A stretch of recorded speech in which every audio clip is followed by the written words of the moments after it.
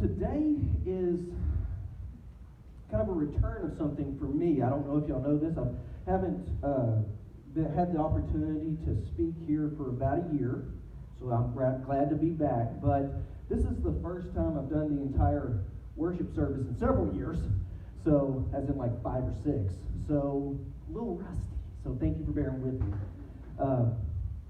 But if you don't know, my name's Carey, Gable.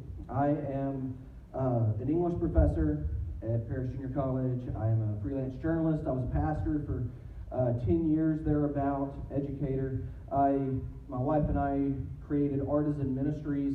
It's kind of we've had a podcast, we do Facebook Lives, we do different things like that. So it's kind of a teaching ministry.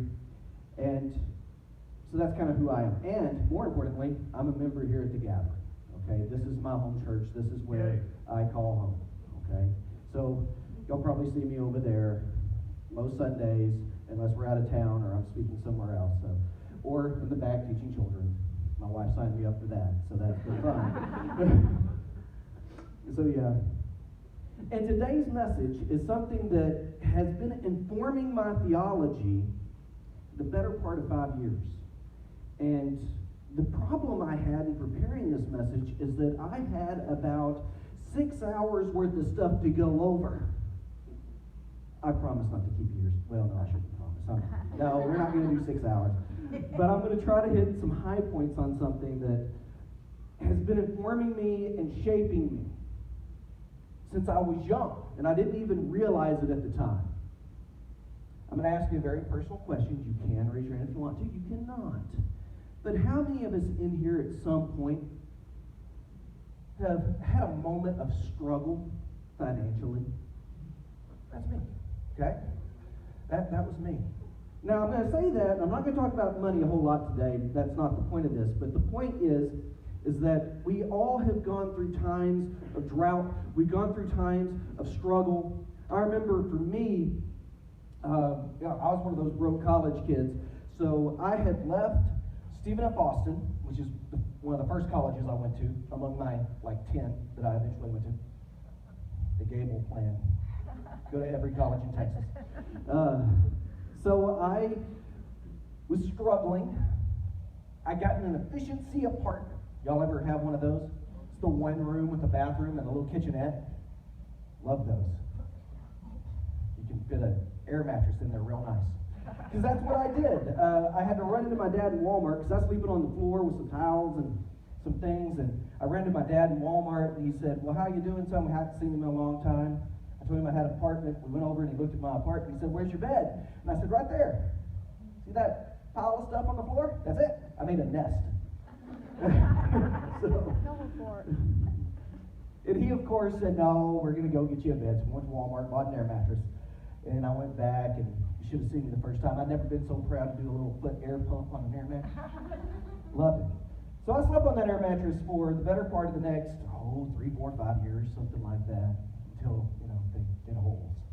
So that's kind of my life there. In fact, I remember moving from that particular town up to Denton, and I moved into another efficiency apartment, slightly bigger. I had a full kitchen. It was awesome, and a closet. I know, right? But I didn't have a car. And of course you have to have a job to get a car, and then you have to have a car to get to your job, and you have all these things going on that are wrong. And so I talked my great uncle into selling me a 1989 blue Chevrolet Celebrity. Y'all remember the Chevrolet Celebrity? It was not a fancy car. Now, this particular car, I was proud of it because it didn't have that many age spots on it. Where the sun comes down, it kind of leaches things out. Now, the cool thing about it is that no air conditioner, no heater, no defroster, no windshield wipers. You had to add water to it every day. And the driver's side door didn't open. It was funny the first time I tried to go in Dukes of Hazzard style. Anyway, that was not a good experience.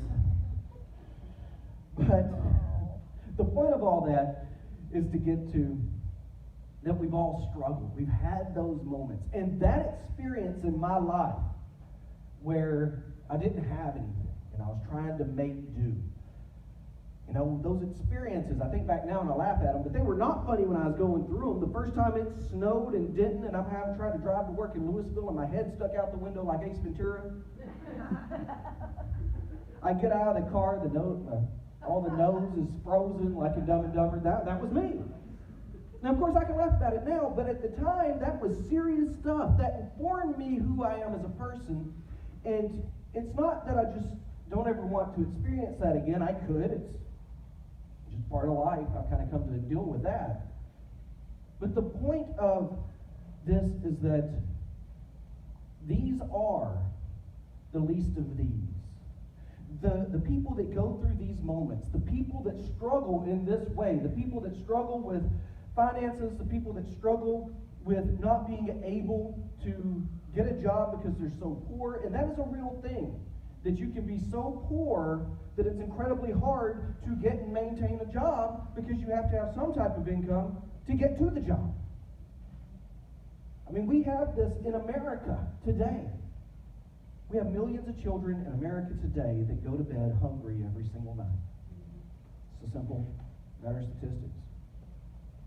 Now, I know that an overwhelming majority of Christians, this is from my experience, okay, so I don't want to, you may have a different experience, but speaking from my experience, the overwhelming majority of Christians tend to see the world in a binary. What I mean by that is, we have Christians, and we have non-Christians. And Christians, this is who we are, and this is how we live, and they're totally different, and, you know, never shall the worlds meet. But I want to tell you something that's maybe a hard truth to hear. And that is that our responsibility as Christians,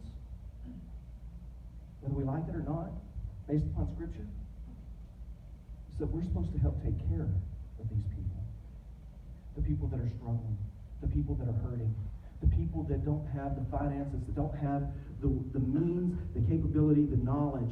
It is up to us. We've been blessed with the loving message of God, and we're supposed to meet the needs. In fact, when I was in Bible school at Mary Hardin Baylor, I took a discipleship class. I think I told you all this last year, but you know, it's been a year, so most people forget. So I'll tell it again.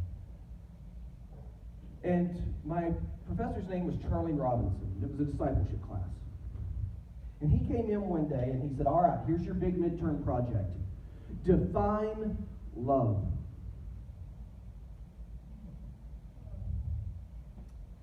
A little difficult. Of course, some of us, we said, oh, well, in the Greek, you got philea, brotherly love, and agape, godly love, and you've got eros, the romantic type of love. You've got all these different loves. Some people just copied out of the dictionary. And then at midterm, he walked in and he said, all right, here's your deal. Here's the solution. Here's your answer.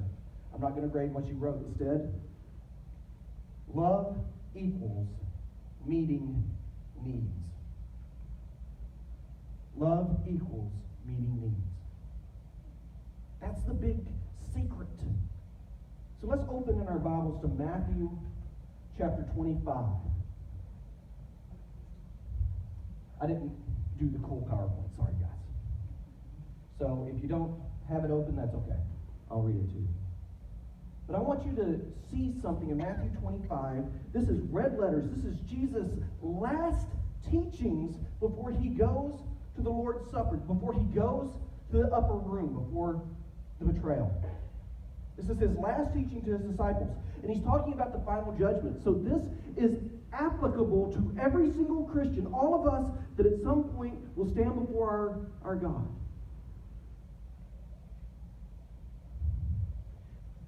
Starting at verse 31.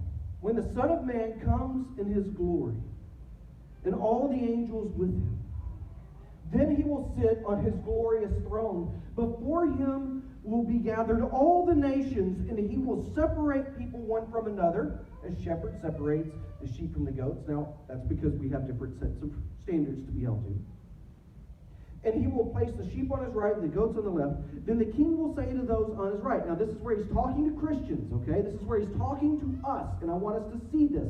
This is where we're going to be held accountable. Come, you who are blessed by my Father, inherit the kingdom prepared for you from the foundations of the world. This is the things that a Christian should be doing in 21st century America. For I was hungry, and you gave me food. I was thirsty, and you gave me drink. I was a stranger, and you welcomed me. I was naked, and you clothed me. I was sick, and you visited me. I was in prison, and you came to me. Then the righteous will answer him, saying, Lord, when did we see you hungry and feed you, or thirsty and give you drink? And when did we see you a stranger and welcome you, or naked and clothe you? And when did we see you sick or in prison and visit you? And the king will answer them, truly I say to you, as you did it to one of the least of these, my brothers, you did it to me.